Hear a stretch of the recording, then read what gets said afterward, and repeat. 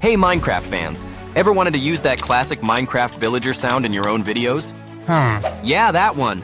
Well, today, I'm gonna show you how to turn that little Hrmm into a full-blown talking villager voice using HitPaw Edimakor.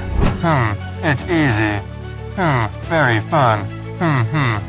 Yep, it's super simple, and honestly, a lot of fun. Alright, let's get started.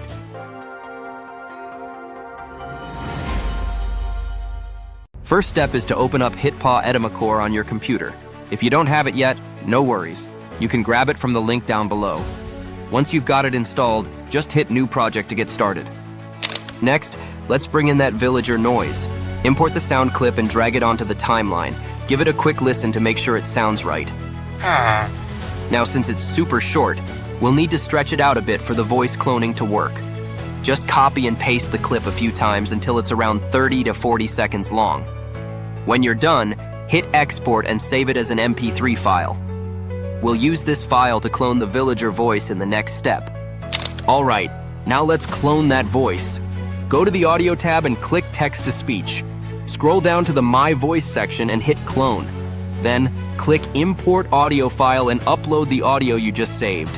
Name it something like Villager AI and hit save. You're almost there. Now comes the fun part. Scroll back up and paste in your script. Then click generate speech and boom, you've got a perfect villager voiceover in seconds. You want a trade? I have emeralds. You give me wheat. I give you bread. No? Not good deal. Go talk to the farmer. Librarian has books. Cool, right? And that's it.